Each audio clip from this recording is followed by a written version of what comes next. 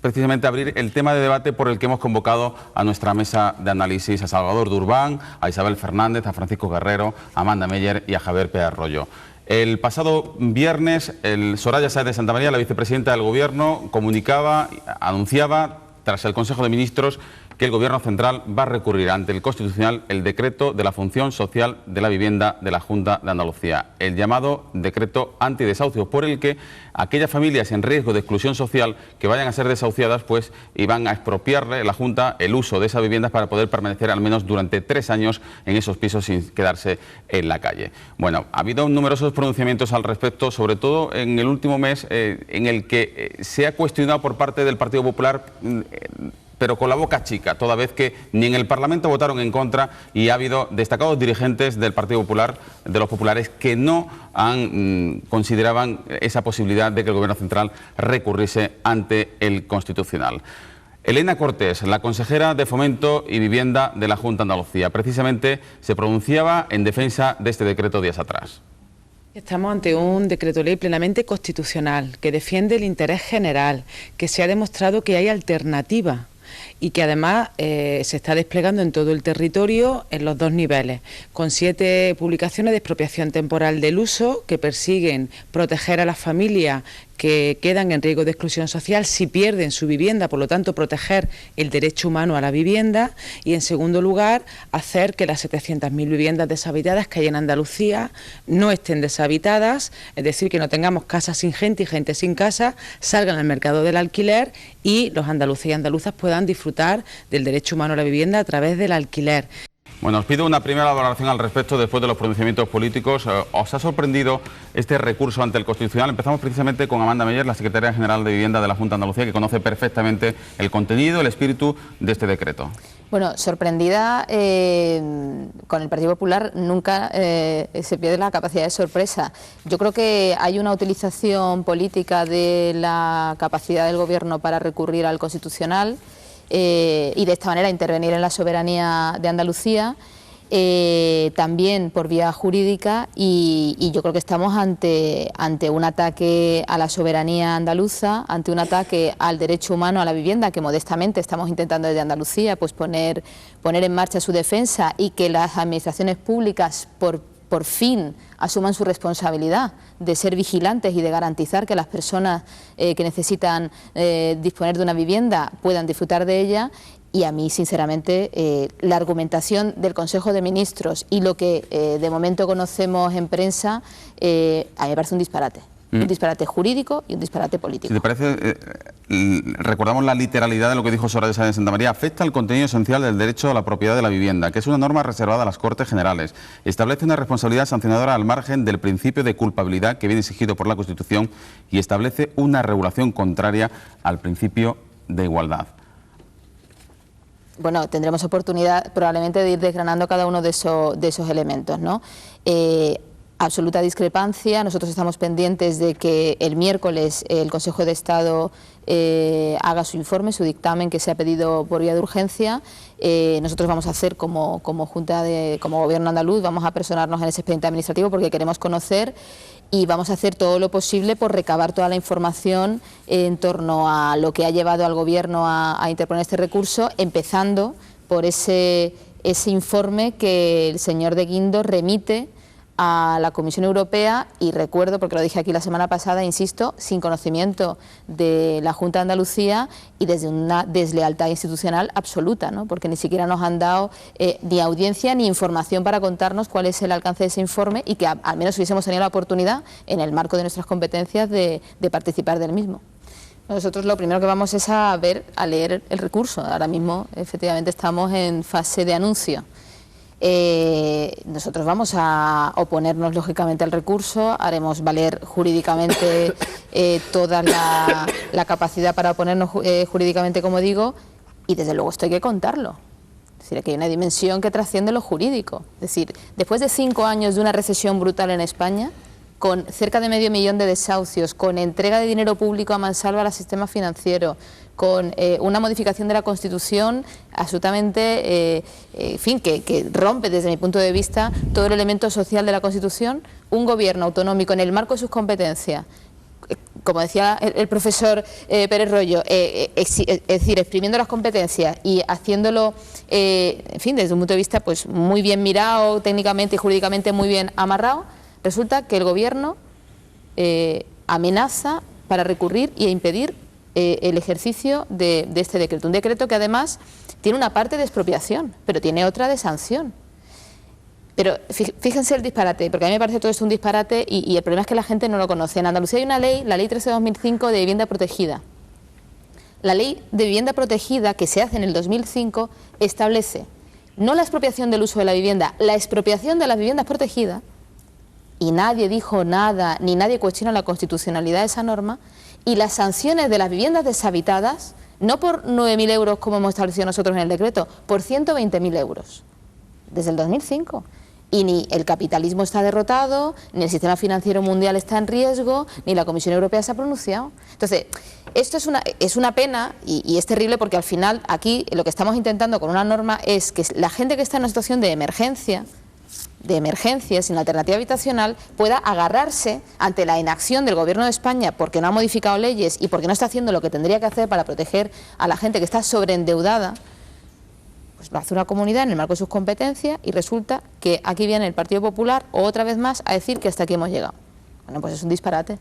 Es un disparate y demuestra que hay instituciones democráticas en el sur de Europa, en Europa y en España, que están al servicio de los lobbies financieros y no al servicio de la ciudadanía. El derecho de propiedad no es un derecho absoluto, al estilo del derecho romano. Me parece que para los bancos sí.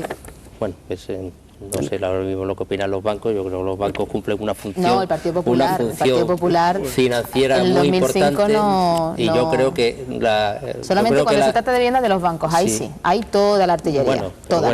Con independencia de todo, yo creo que el sistema financiero debe ser estable pero no gobierna el sistema financiero, el sistema económico financiero y eso se respeta escrupulosamente, claro, porque se aplica el decreto ley en el momento en el que hay una sentencia y se va a producir el lanzamiento. Lo que hace el decreto es paralizar el lanzamiento para que la persona pueda continuar viviendo, pero esa paralización del lanzamiento presupone haber aceptado la ejecución hipotecaria que se ha instado ante el juzgado correspondiente, la sentencia y el mantenimiento de la propiedad en el banco, que no se ven en absoluto afectados, sino que al contrario se ven expresamente reconocidos por el procedimiento previsto en el Real Decreto Ley. Además de lo que dices, efectivamente. No, es que ya me lanzo porque en fin, se habla de muchas cosas, ¿no? Se habla, decía el magistrado, la seguridad jurídica. Y a mí que vengo también del mundo del derecho, me encanta hablar de la seguridad jurídica.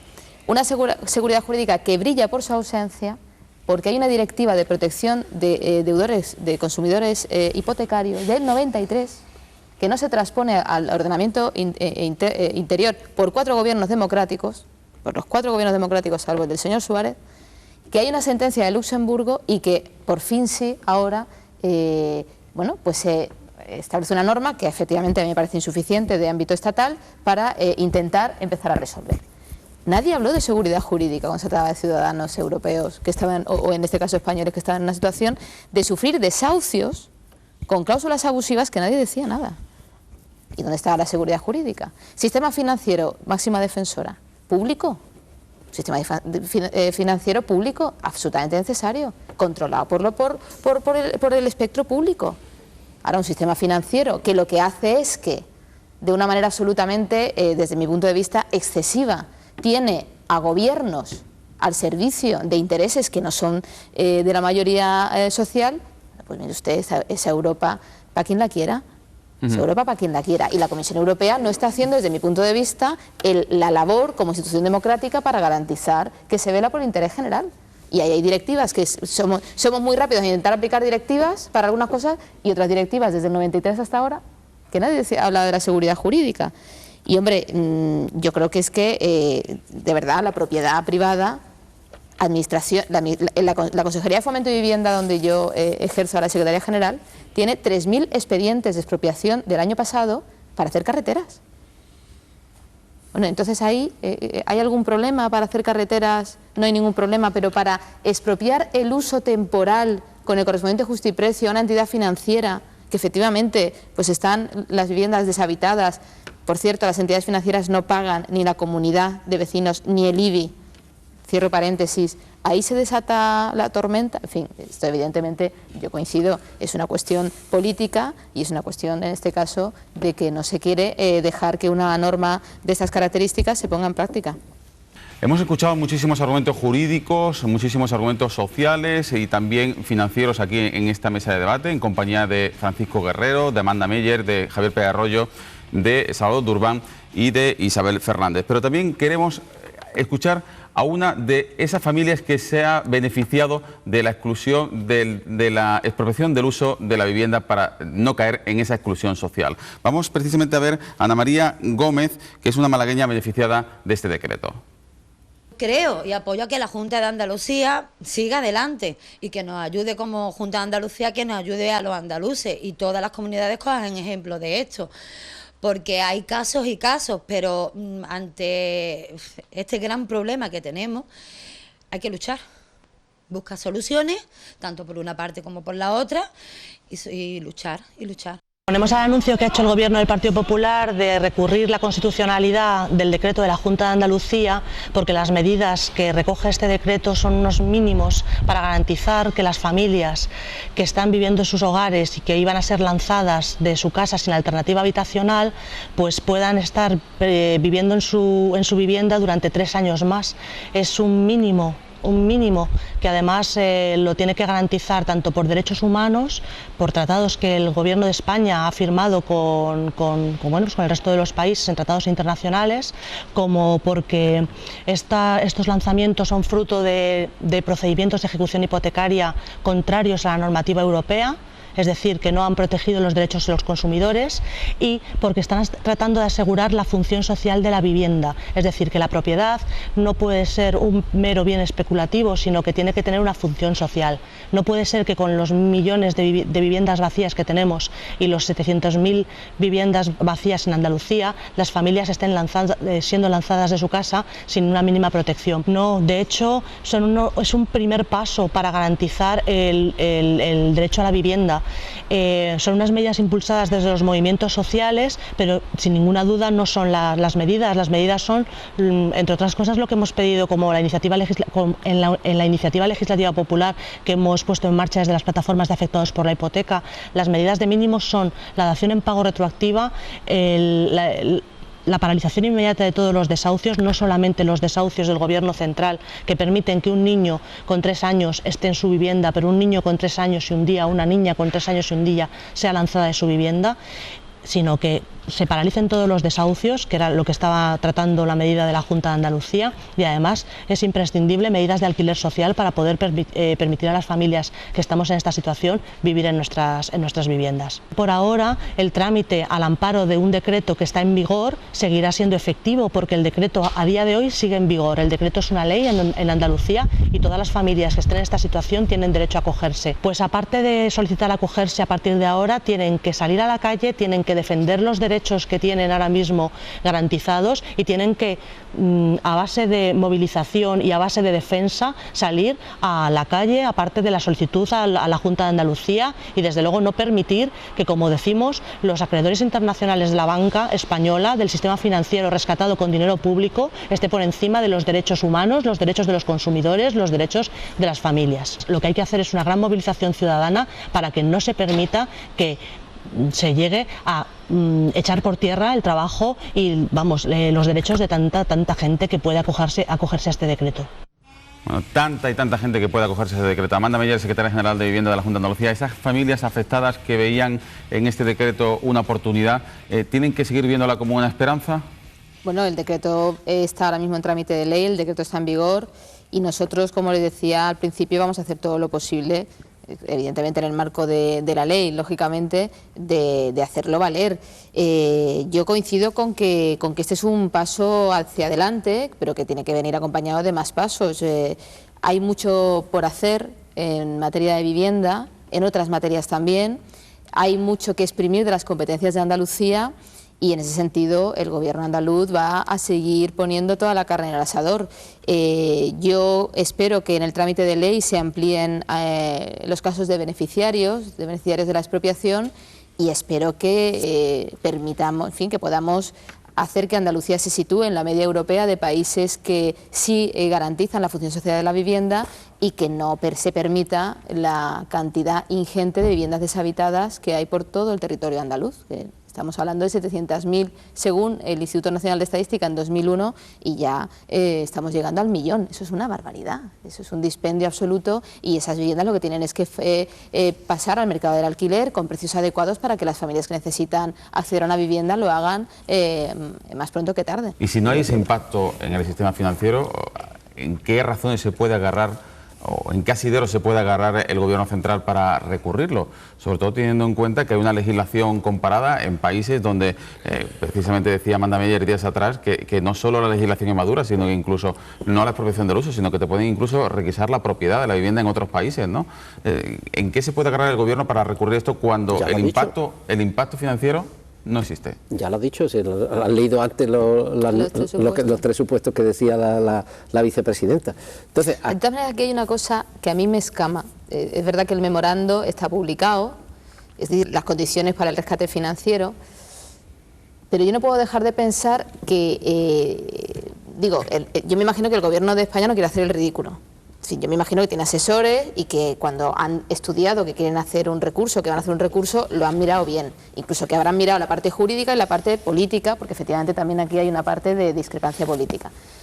Pero, claro, lo que han anunciado, desde luego, si el Constitucional, en fin, es riguroso, que seguro que lo es, esos son 10 años. Eso no... Pero es que la interposición, las sentencias del Tribunal Constitucional son el problema que tenemos, que como se tarda tanto no tienen efectos disuasorios. Tú puedes, el Gobierno puede decir, que interpongo usted un recurso dentro de 10 años, ¿y quién va a estar aquí dentro de 10 años? Yo desde luego no voy a pagar el coste de la sentencia.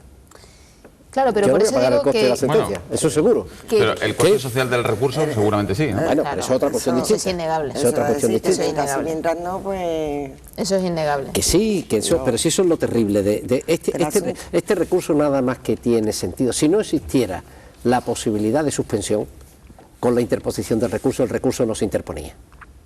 El recurso se interpone porque el Gobierno tiene ese privilegio procesal y puede solicitar la suspensión. Claro. Si no, no había recurso. Bueno, yo creo que es una cuestión de voluntad política, efectivamente, y creo que supone dar una vuelta de calcetín de la situación que estamos viviendo, de las políticas que se están llevando a cabo en los últimos años, que desde mi punto de vista tiene mucho que ver con políticas desreguladoras. Es decir, las políticas desreguladoras por sistema no son buenas para la ciudadanía. Cuando desaparece el Estado y entra la oferta y la demanda, bueno, pues eso es la selva. Y eso da lugar a que se vulneren derechos fundamentales, a que la gente no tenga los elementos fundamentales para la vida. Yo creo, como la vivienda, la comida o el trabajo. Yo creo que hay mucho que hacer. En el ámbito estatal se pueden modificar leyes para garantizar la tutela judicial efectiva. Yo creo que hay un problema de tutela importante en el que bueno, se apuntaban cosas con la iniciativa legislativa popular que no se han llevado a cabo. Yo creo que hay que hacer una reflexión sobre cómo es posible que durante los años del boom inmobiliario el valor de la vivienda llegara a un 210% de su valor, con muchas cuestiones irregulares, tasadoras vinculadas a las entidades financieras, y que esa póliza hipotecaria que se contrata con ese precio, de repente ahora en una vivienda que vale la mitad o un tercio y no hay una revisión de quita. Bueno, eso es que... En fin, sabréis vosotros más que yo, pero ha habido países que han hecho quitas en las deudas hipotecarias. El señor Obama, que no es sospechoso de bolchevique, ni de ser de la Internacional Comunista. Es un señor incluso conservador y de derechas, diría yo, en algún momento. Por lo tanto, hay alternativas, lo que pasa es que no se quieren llevar a cabo. En el ámbito autonómico, mucho que hacer. El Estatuto de Autonomía dice que Andalucía es competente en materia del comercio de la vivienda. A mí se me ocurren muchas cosas que hacer con eso que dice el Estatuto. Entre otras cosas, garantizar la regulación del mercado de la vivienda. Y con respecto a hablar con la gente, en junio el nuevo equipo de la Consejería llegó a la Consejería de Izquierda Unida. Nos pusimos en contacto con todas las entidades financieras. Le mandamos 2 cartas, les llamamos por teléfono. Queremos sentarnos a hablar con ustedes. Nos contestaron 2, una por escrito. Nos reunimos con 2. Les contamos lo que queríamos hacer, Bueno, pues es que, claro, hay gente que no tiene por qué, ¿no? Pensarán que no se quieren sentar con quienes representan la soberanía en un determinado momento, ¿no? y luego se indignan. Bueno, pues yo creo que la gente se tiene que acostumbrar a que hay un interés general y que de momento los elegidos para llevar a cabo determinadas políticas son los políticos. Francisco Guerrero.